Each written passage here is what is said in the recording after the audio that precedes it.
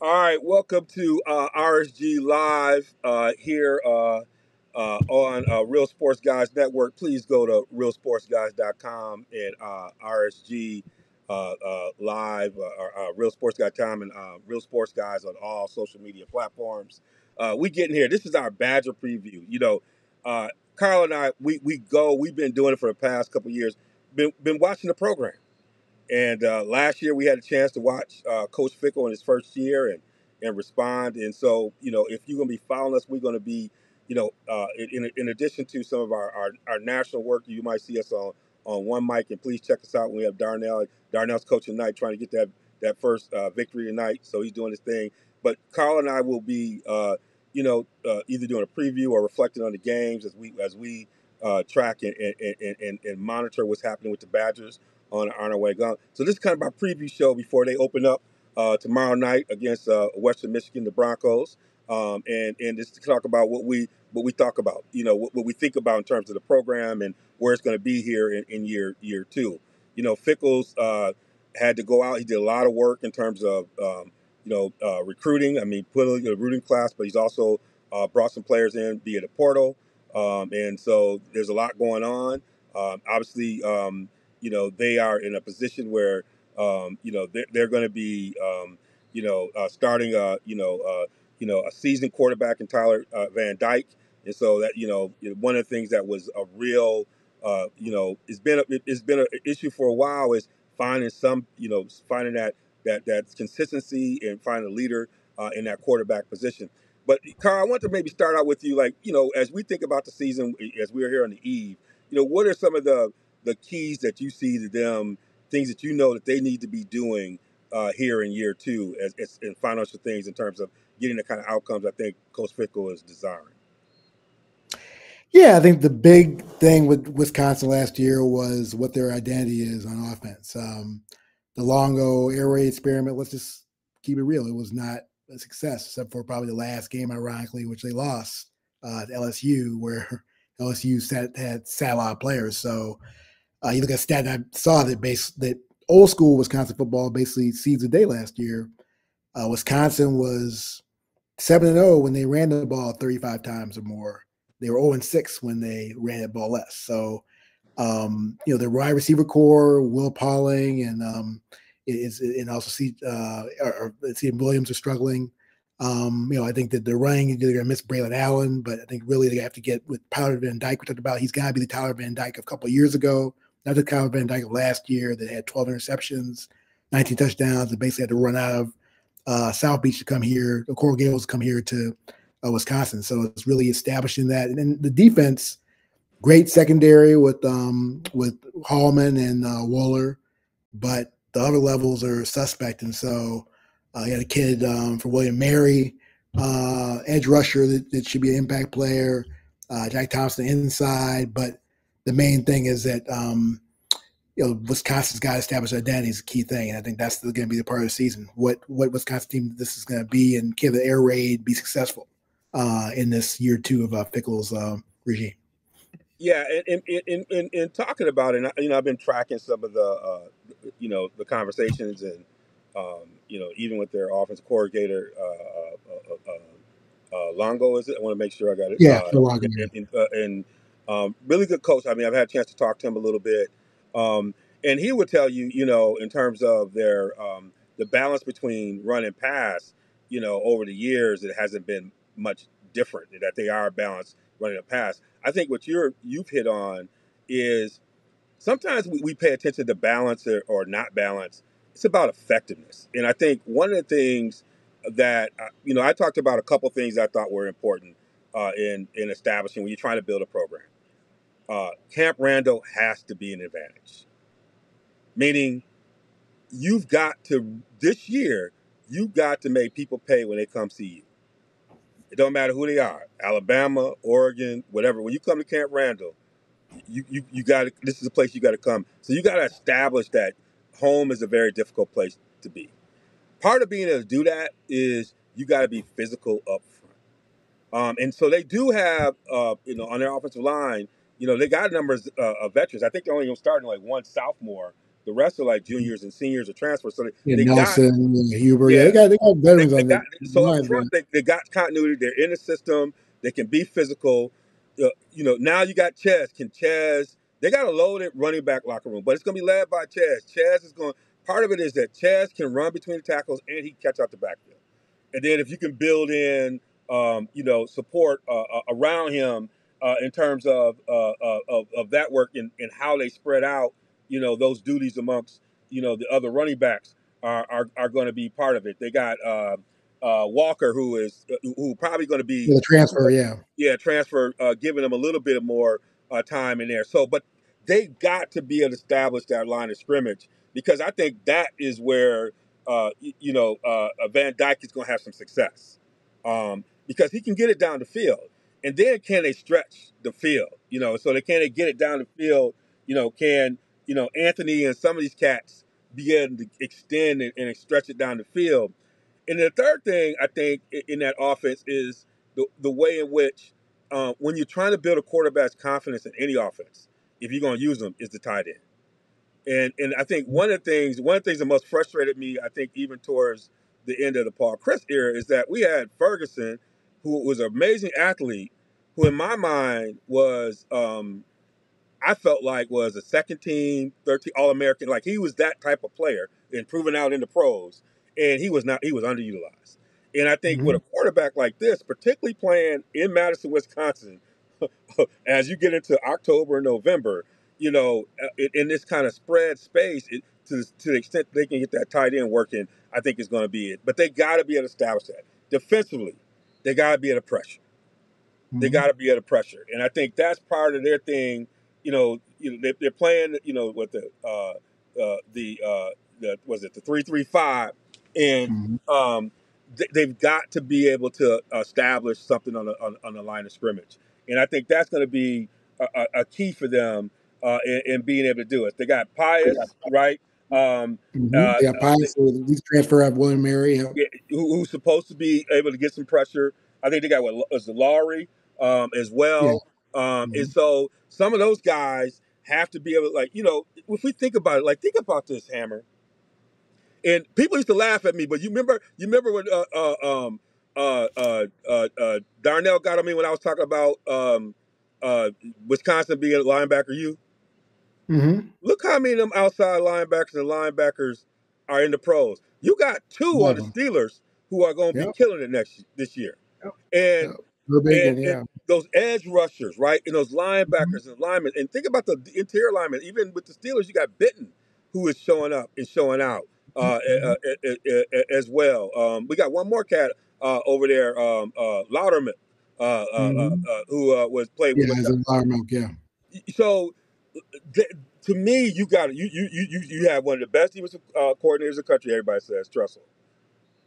That's got to show out this year because you and I know in the past when they played really good teams, even though the offense might have frustrated you. Think about when they played LSU up in Green Bay. That defense came to play, even though Anderson put a guy at quarterback who had played at safety the year before. Like we all knew that wasn't going to work, right? And so, Yeah, but well, the I think defense I showed mean, out. but Fickell's not showing. But he might be on paper one of the best. Tressel might be one of the best defensive coordinators. But the fact that um, that Fickell tried to recruit Mike Grable, who turned down, went to the Browns, and now he's gotten the news today about Jack Del Rio.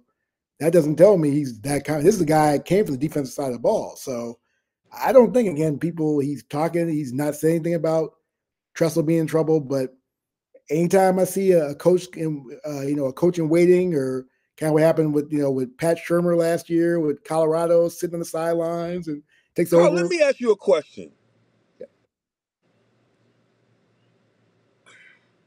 And I've been around Fickle for some reason, and I don't know what it is about my bias. I've never liked 3-3-5. I love the fact we were playing a 3-4 because what it did was it forced teams, particularly when a lot of people weren't playing it, to have it to adjust to something they weren't used to see, and it leveraged our depth and our talent to be able to do this. And I know in the 3-3-5, if we had Darnell here, he'd probably break it down. And there's a lot of Mhm. ways you can do fits, and I've I'll watched the break whole it thing down. about it. But to me, as someone, I look at Fickell, who was raised at Ohio State, right? He was raised and played at Ohio State. Yep. It feels like he's a 4-3, you know what I'm saying? It Yeah, he feels should like be. he Yeah, he should decided to be go old defense, school. right? Am I wrong? Yeah, but he's not though. He's not. I mean, clearly he's tried the 3-3-5. I don't like 3-3-5. I'm old school. 3-3-5 to me seems almost like a prevent defense. You got that many backs in the backfield. That just tells me again, you're gonna give up too much as far as too much cushion in the passing game. You give up too many, dink and dunks, and then you're eventually gonna get burned. So I don't like it. And also I like to you have the pressure too. I'd rather have another person either on the first level, on the line, or then the second level linebackers that can rush the passer and get you more pressure and make up for it. I think it hurts the passing game. And you saw it last year, the pass rush game. So last year, the pass rush game was not that good last year. And so that's something, that's And why what they seems went like, and got Pius. That's why, yeah, because the pass rush was lacking as well as the interior line were lacking as well. And so they couldn't get any pass rush. Now, the weakest part of the team is defensive line, no question. Brought it and, up. and when teams like Florida and some of those guys were using it back in the day, they had, part of it was they not only had power, but they had amazing speed. They could close on you quick. And it just seems like um, we're gonna see, but that defense is gotta be a top 5 defense. Like that's been our history. And and and he's supposed to be a top 5 defensive coordinator. So He's a there's tough got to defensive be, coordinator, yeah. and you've had time to recruit some guys in, and you've Well, got to give me something. Well, So the same. This class is only 22, I understand, Yep. in the country, 6 in the Big Ten. So next year's class is much better, Yep. my understanding, as far as on paper, the 25 class. But so this class, I don't see I think defense has to get better. The problem with defense last year was inconsistency, especially in both sides, the passing But I game think as well their as the defensive running game. backfield is tough. I mean, you got the kid, was it Lada, whatever, Yeah, the kid from Hawaii, from yeah, a really good program. yeah. Uh, they got their defensive backfield. I think their defensive backfield going to be it. Yeah, the backfield's good. I'm not worried about defense. Yeah, The yeah, backfield is elite. I think you got Wohler and Hallman going to be yeah, NFL players. So yeah, the yeah. problem is protecting the They got some second level Sunday players back linebackers, there. and then in the edge rushers. Yep, That's why Brian Pius. That's why I brought, and yep, also just the interior with James Thompson. The guy yep. get more pressure in the inside. That would help every level. That would make even their backfield better if they had pressure going on. If you have a bad pressure in the front, you're not going to get the defensive backfield Yep. to utilize their talents. So, yeah, so. Yep. So those are some things we agree on. I mean, I think fundamentally, Camp Randall's got to be an advantage. You and I have been a lot of times in there. We've seen a lot of big games in there against some really good teams, and that crowd and that environment can get you through some big games at the crib. And that's got to be that's got to be. You can't take, and I'm really being aggressive here. You can't, if you want to get to elite status, you can't take more than one L this year at the crib.